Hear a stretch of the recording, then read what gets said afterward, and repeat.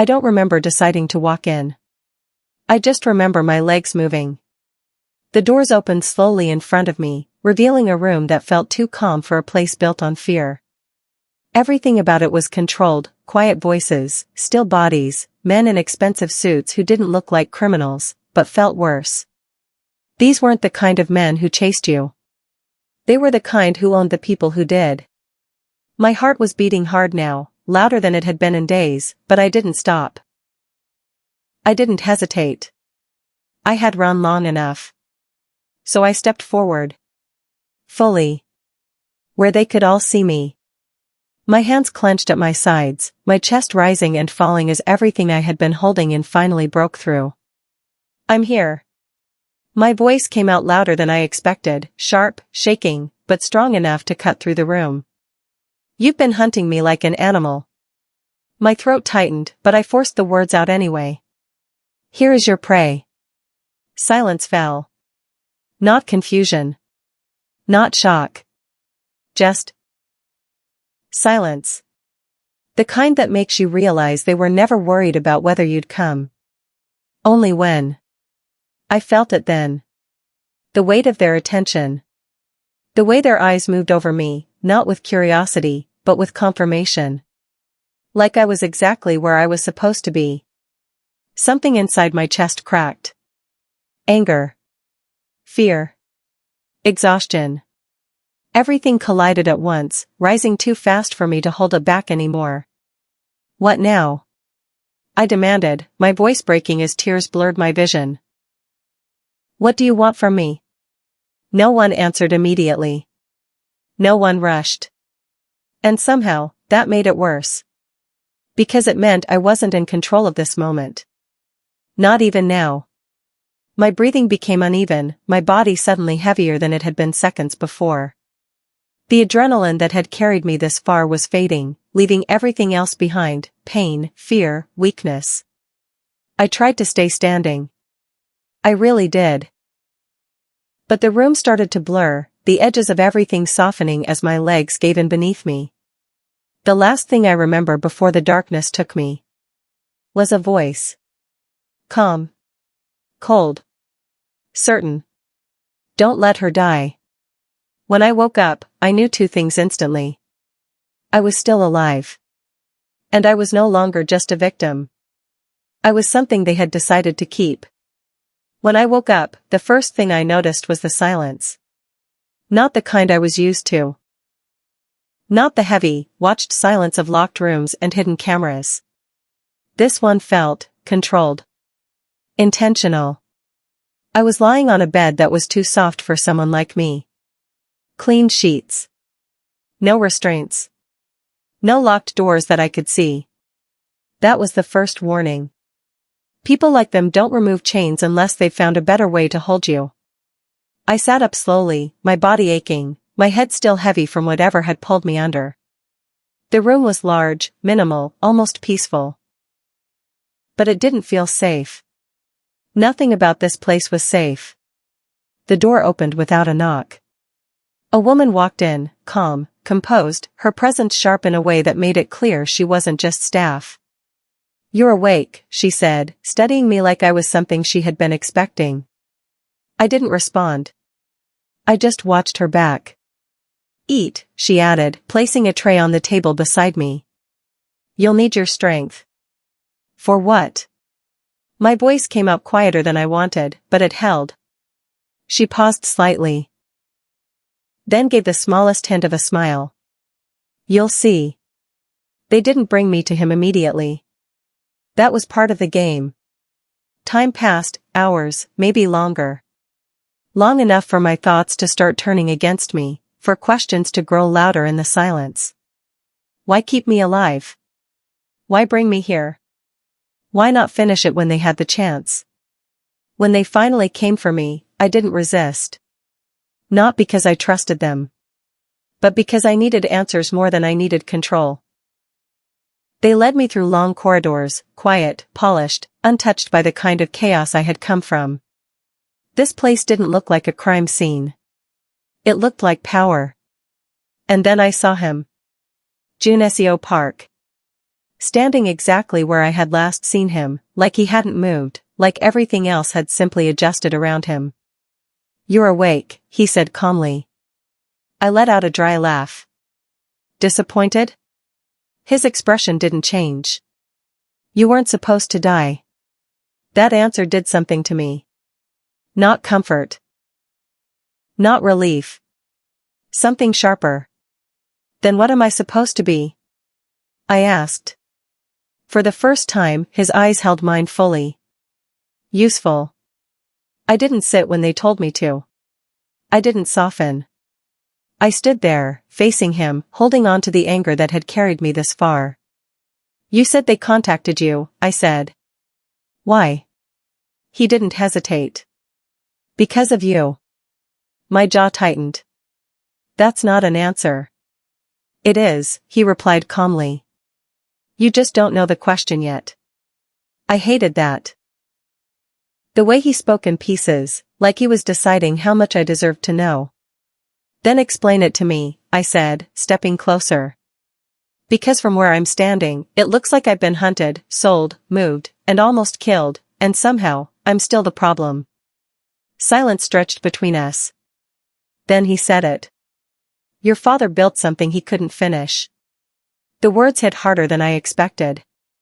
"And now," he continued, "they think you can." I felt something shift inside me. Not fear. Not confusion. Something colder. Because now, this wasn't just happening to me. It was following me. I didn't sleep that night. I sat by the window, staring out at the quiet darkness surrounding the estate near Incheon, replaying everything in my head until it stopped feeling real. My father. The man who left. The man who never came back. The man I barely knew. And somehow, the reason I was here. I should have wanted to run. To escape while I still could. But something inside me had changed. Running had brought me here. Running had almost killed me. So I made a decision. Not out of bravery. Not out of hope. But out of something much more dangerous. I was going to stay. They started testing me immediately. Small things at first. Questions that sounded casual but weren't. Conversations that felt open but had edges.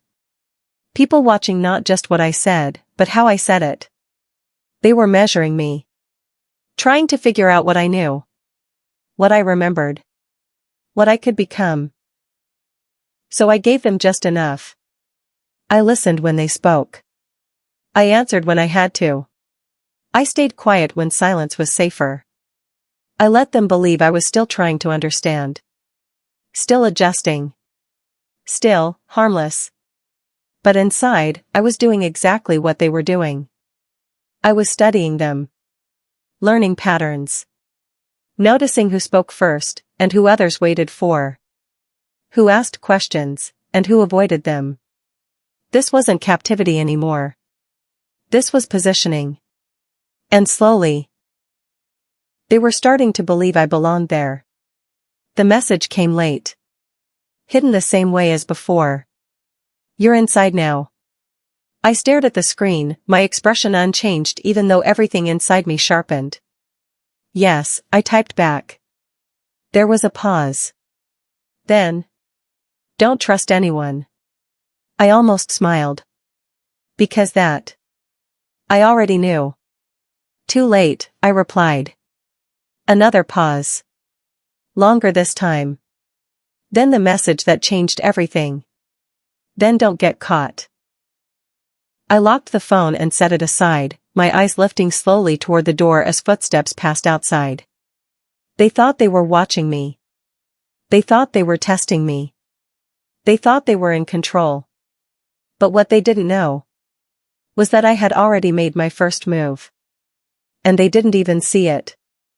I learned very quickly that fighting them openly would get me nowhere.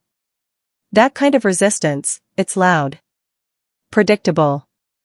Easy to break. So I became quiet. Not weak. Not defeated. Just quiet enough to make them comfortable. I started paying attention to the way they spoke to each other, the tone they used, the pauses between their words. Power doesn't shout in places like this, it whispers, and everyone listens. So I adjusted. I softened my voice when I spoke. Slowed down my reactions. I stopped asking questions I already knew they wouldn't answer. And slowly, they started to relax around me. It wasn't obvious at first. Just small things. A guard lingering a little less at the door. Conversations happening within earshot instead of behind closed walls. A glance that didn't carry suspicion anymore. They thought I was adapting. Learning my place. Accepting what I had become. And I let them believe that. Because the truth was, I was adapting. Just not in the way they thought. Every word they spoke, I stored it. Every routine, every pattern, every name that slipped out when they thought I wasn't listening. I held on to all of it like it mattered. Because it did. They weren't watching me as closely anymore. And that was their first mistake. The first time they gave me something to do, it didn't look important. That's how these people operate. They don't hand you power. They test what you'll do with small access first. I was seated in a quiet room, a screen placed in front of me, files already open. Profiles. Photos. Basic information. Girls from different countries, different backgrounds. All with the same look in their eyes. Hope. It made my chest tighten in a way I couldn't show. These are potential recruits, one of them said casually, like he was discussing business deals instead of human lives. You'll review them. Flag the ones that fit our requirements. I nodded slowly, like I understood. Like this was normal. But inside, everything felt sharp. Because I knew exactly what this meant. I was sitting in the same position someone else had once sat in, when they chose me. My fingers hovered over the screen for a moment longer than necessary, my mind moving faster than my body. This was it. The moment where people either break, or become something else entirely. I started scrolling. Face after face. Smiles that didn't know what was waiting for them. Dreams that hadn't been broken yet. And then I made my move. Carefully. Not all at once. Not in a way that could be noticed. I selected a few profiles. The ones that matched the signals June SEO and I had been quietly aligning, women who weren't just random targets, but planted assets. People who knew how to play roles. Who could survive this long enough to help bring it down? I mixed them in with others. Just enough to make it look real. Just enough to pass. When I was done, I leaned back slightly and looked at the man standing behind me. These ones, I said calmly. He stepped forward, scanning the list quickly. Then he nodded. Good. That word stayed with me. Not because it meant approval.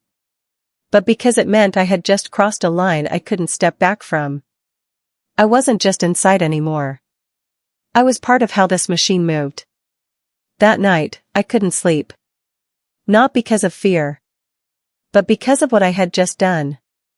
I sat by the window again, staring out into the darkness surrounding the estate near Incheon, my reflection staring back at me like it didn't recognize who I was becoming. I had selected names. Real people. Even if some of them were part of a plan, others weren't. And that's what made it worse. Because to stay inside this system, I couldn't save everyone at once. I had to let some things happen. I had to let them believe I was one of them. That I could do what they did, without hesitation. My chest tightened as that thought settled in. Because that's how people change.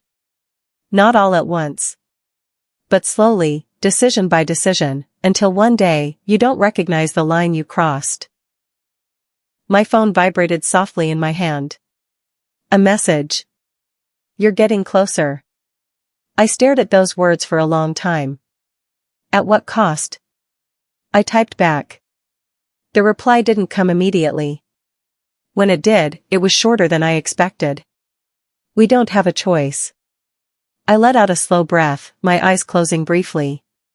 Maybe that was true. Maybe there wasn't another way. But as I sat there in the quiet, surrounded by a world that ran on control and silence, I made a promise to myself. I would go as far as I needed to. Become whatever they expected me to be. Play their game better than they ever imagined. But when this ended, I wouldn't leave anything standing. Trust didn't come all at once. It came in pieces. Small, quiet pieces that almost felt harmless if you weren't paying attention. At first, it was just presence. Being allowed to sit in rooms where conversations happened without being asked to leave. Then it became participation. Small opinions, simple confirmations, moments where someone would look at me and expect an answer. And I gave it to them. Carefully. Measured. Never too fast, never too confident. Just enough to feel natural. One evening, I found myself sitting at a long table, surrounded by people who, not long ago, would have decided my fate without even looking at me. Now, they spoke openly in front of me, discussing routes, numbers, movements. All coded, all hidden in language that sounded like business but meant something far darker. I kept my expression neutral, my posture relaxed, even as my mind worked through every word, translating meaning from tone, from pauses, from the things they didn't say out loud. At some point, one of them turned to me. "What do you think?" he asked. The room went quiet. Not fully. But enough. I felt every pair of eyes shift toward me, measuring, waiting. This wasn't a question. It was a test. I leaned forward slightly, as if considering, as if I hadn't already formed an answer the moment I heard them speak. "It's inefficient," I said calmly. "You're moving too many at once. It draws attention." Silence. A heavier one this time. Then, a slow nod. Not from the man who asked. From someone else. Someone more important. And just like that, something shifted. They didn't just see me anymore. They started to listen. And that was the moment I realized I had earned something I never wanted. A seat. I didn't go looking for the hidden door again. Not immediately. That would have been careless. But once you see something like that, you don't forget it. It stays at the back of your mind, pulling your attention every time you pass that same wall, every time you notice the slight misalignment, the almost invisible difference that no one else seems to see. So I waited. Days passed. Maybe weeks. Time moved strangely in that place, stretching and folding in ways that made it hard to measure. I paid attention. Who walked past that area? Who didn't? Who paused, and who avoided it completely? Patterns formed. And when I was sure, I made my move. I took the simplest path. A cleaning cart. A plain uniform. My head slightly lowered, my presence reduced to something invisible. People don't look at cleaners. They don't question them. They exist in the background, moving through spaces without being noticed. That's what I became. I moved slowly, naturally, stopping occasionally to wipe surfaces that didn't need cleaning, giving myself reasons to be there. Then I reached it. The panel. My hand rested against it for a moment longer than necessary, my heart steady, my breathing controlled. Then I pressed. A soft click. So quiet it almost felt imagined. The wall shifted slightly, just enough to reveal darkness behind it. Cold air slipped through the opening, brushing against my skin like something alive. I froze. Not out of fear, but because I understood something in that moment. This wasn't a mistake. This was something they had hidden on purpose. And now, I had found it. The first step inside felt heavier than it should have. Like crossing a line that couldn't be uncrossed. The door closed behind me softly, sealing off the world I had come from, leaving me alone with something deeper, something older. The tunnel stretched ahead, dimly lit, the air colder the further I moved. My footsteps echoed faintly, swallowed quickly by the silence. I walked slowly. Not because I was afraid, but because I needed to understand.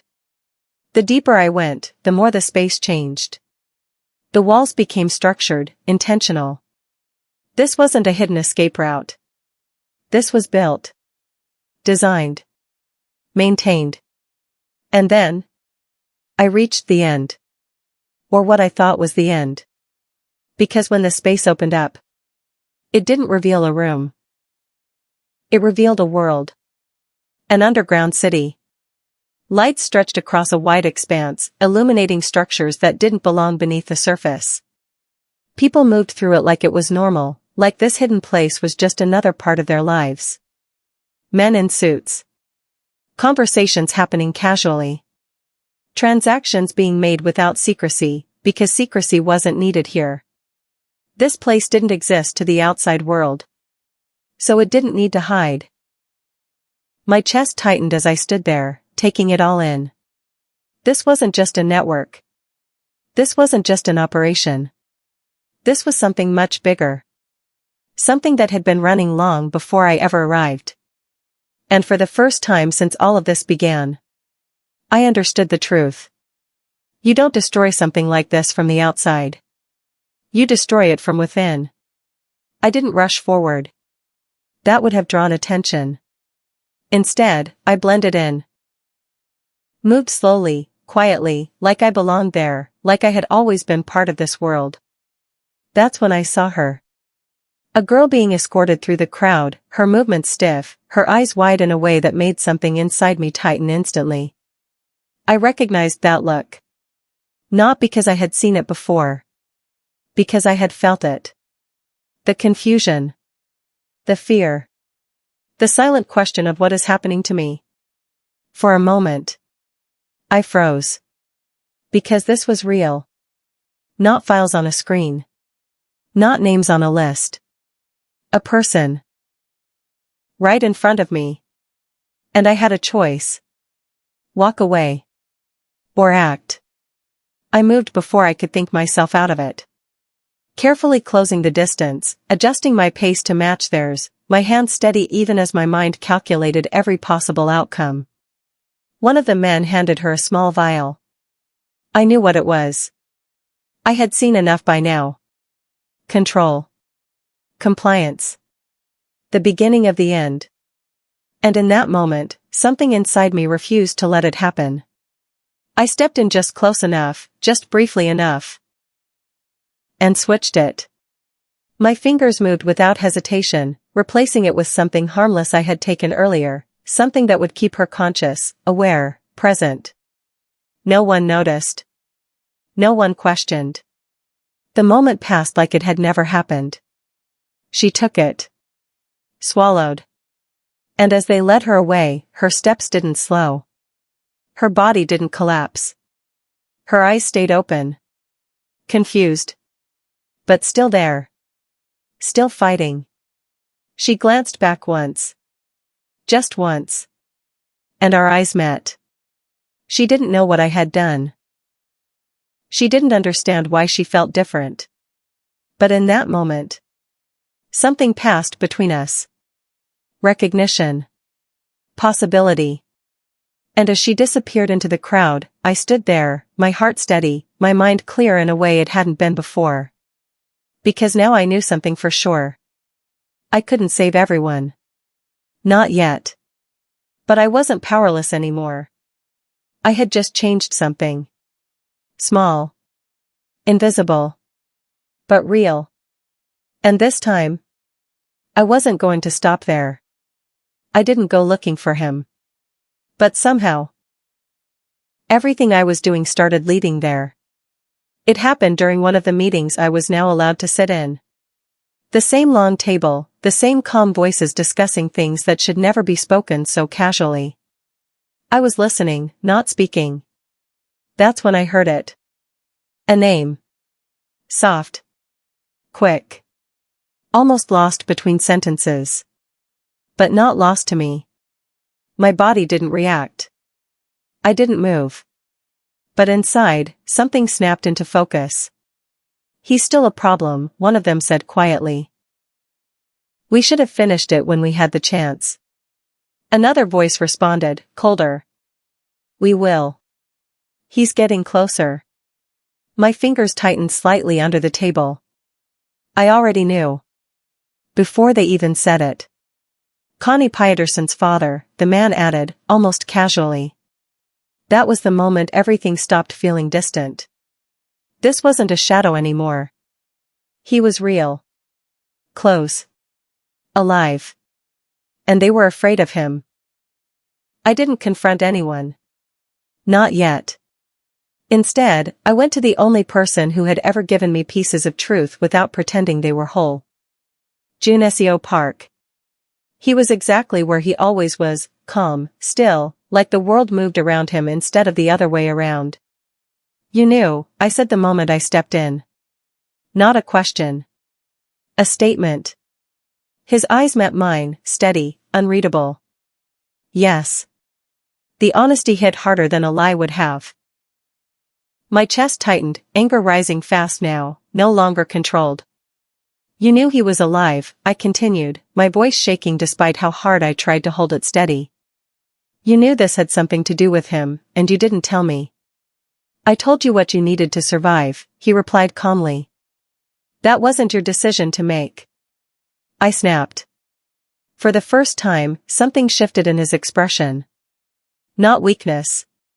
Something closer to restraint. You wouldn't have made it this far if you knew everything at the start, he said quietly. I let out a sharp laugh, my eyes burning now. You don't get to decide that for me. Silence stretched between us. Then I said the one thing that had been sitting in my chest for years. I'm going to find him. Junesio didn't stop me. He didn't argue. He just said something that settled deeper than anything else. Then be ready for what you'll feel when you do. They brought him in like he wasn't a man. Like he was something dangerous. Something contained. I stood at the edge of the room, my body still, my heart louder than anything I could hear. And then I saw him. Older. Worn. But not broken. My father. For a moment, everything inside me froze. Because he didn't look like the man who abandoned us. He looked like someone who had been fighting something I didn't understand. But it didn't matter. None of that mattered. The moment he saw me, something in his expression changed. Recognition. Shock. Something else I didn't want to name. I moved before I could stop myself. Fast. Closing the distance between us in seconds. And then, I hit him. Hard. The sound echoed louder than anything in that room. My hand burned, but I didn't care. Tears blurred my vision as everything I had held in for years finally broke free. Where were you? My voice cracked, raw, uncontrollable now. Where were you when we needed you? He didn't defend himself. Didn't raise his hands. He just took it. And that made it worse. You left us. I shouted, pushing against him, my fists hitting his chest now, weaker but filled with everything I couldn't carry anymore. You disappeared like we didn't matter. Like we weren't your family. My voice dropped, breaking under the weight of it. Do you know what happened to me? Silence. Heavy. Unavoidable. And when he finally spoke, it wasn't what I expected. I was trying to make sure this never happened to you. I wanted to hate him. I needed to. But the way he said it didn't sound like an excuse. It sounded like something that had cost him everything. They found out, he continued, his voice steady but heavy. Before I could finish it, before I could expose them. My breathing slowed slightly, my anger still there, but shifting. They would have come for you, he said. For your mother. For your sister. They still did. I snapped. His jaw tightened. Yes, he said quietly. Because I didn't finish it in time. That landed harder than anything else. Not denial. Not justification. Acceptance. Failure. I didn't abandon you, he added, his eyes finally holding mine fully. I stayed away, because I thought distance would protect you. A bitter laugh escaped me. Well, it didn't. Silence again. Then. They're not done, he said. And now, neither are you. It didn't take long for everything to start breaking. Not loudly. Not all at once. But in small, precise cracks. Junessio was the first to notice. Movements that didn't match patterns. Information leaking in ways that shouldn't be possible. Someone inside was playing their own game. And that made everything more dangerous. Because betrayal in a place like this doesn't come from the outside. It comes from someone close enough to know where to cut. I felt it too. The shift in energy. The way conversations changed slightly. The way certain people started watching me again, not openly, but differently. Suspicion was returning. And this time, it was sharper. Because now, I wasn't just a survivor. I was a variable they couldn't fully control. We didn't announce it. We didn't plan it in open rooms. But the moment everything aligned, the war began. Quietly. Strategically. I continued playing my role, moving through the system like nothing had changed. Selecting, observing, earning more trust than ever before. But underneath that, everything was shifting. The undercover recruits were in place. The routes were mapped. The underground city had weaknesses now. And Junessio. He wasn't just watching anymore. He was preparing. For the first time since this started. We weren't reacting. We were moving first. And as I stood in the middle of it all, surrounded by people who believed they were untouchable, I realized something. This wasn't about escape anymore. This wasn't even about survival. This was about ending something that should have never existed. And this time, we were ready. We didn't have time to hesitate anymore. Everything we had been building quietly, the recruits, the mapped routes, the hidden access points, it all had to move now. Because the moment betrayal enters a system like this, time runs out.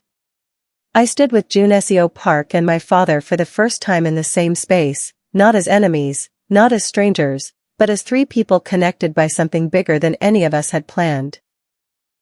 The underground is the center, I said, my voice steady, even though everything inside me felt like it was shifting. That's where they move everything. That's where they feel untouchable. Junessio nodded slightly.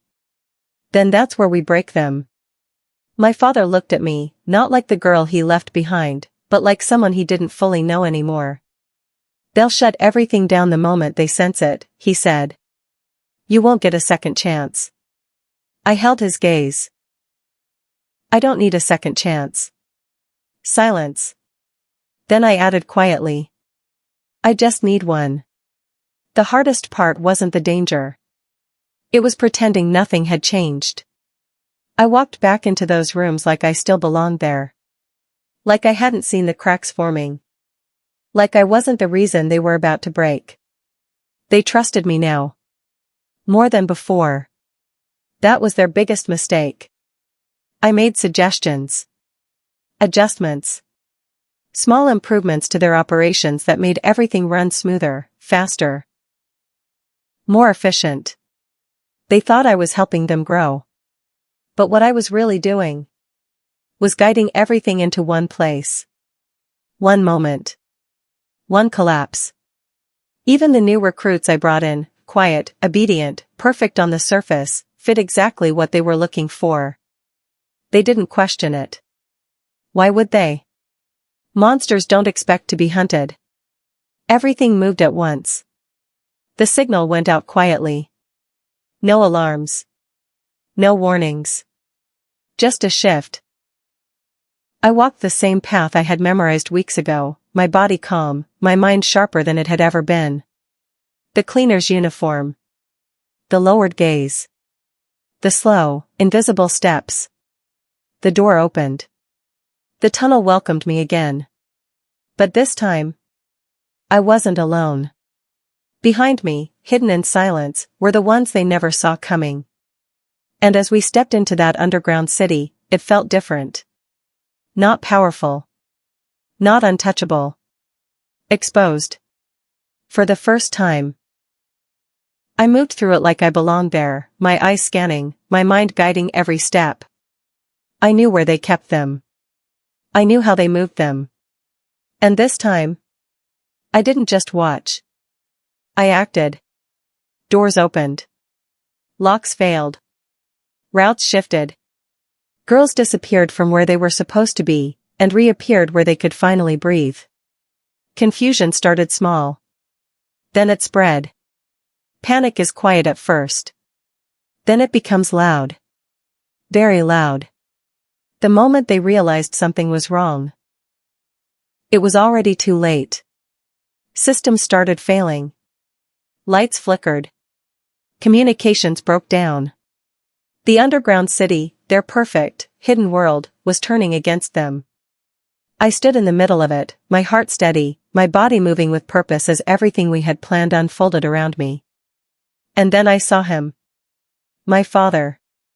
Fighting his way through the chaos, not like a man hiding anymore, but like someone finishing something he had started a long time ago. Our eyes met for a brief second. No words. But this time, I understood. I turned back, moving toward the final point. The core. The place where everything connected. And without hesitation, I triggered it. Fire doesn't ask questions. It doesn't hesitate. It takes. And as the flames began to rise, spreading through the structures they had built so carefully, I felt something I hadn't felt since this started. Not fear. Not anger. Release. By the time we emerged, the world above felt different. Louder. Brighter. Real. Sirens filled the air as authorities moved in, this time not controlled, not silent, not part of the system that had protected them for so long. This time, it was over. I stood there, watching as everything burned beneath us, the underground world collapsing into something that could no longer hide. Jun Seo stood a few steps away, calm as always, but even he couldn't hide the shift in his eyes. It was done. My father walked toward me slowly. For a moment, neither of us spoke. Then he stopped in front of me. "I'm sorry," he said. The words hung there. Heavy. Late. But real. I looked at him, really looked this time, not as the man who left, but as the man who had tried, failed, and still came back to finish it. Tears burned in my eyes again, but they didn't fall the same way they had before. "You don't get to fix everything," I said quietly. He nodded. "I know." Silence. Then, after everything, I took a small step forward. Not fully closing the distance. But not walking away either. And for the first time since this started, I felt something unfamiliar. Not peace. Not yet. But something close enough to it that I didn't push it away. Because this time, I wasn't running. I wasn't hiding. And I wasn't being hunted. This time, I chose how the story ended.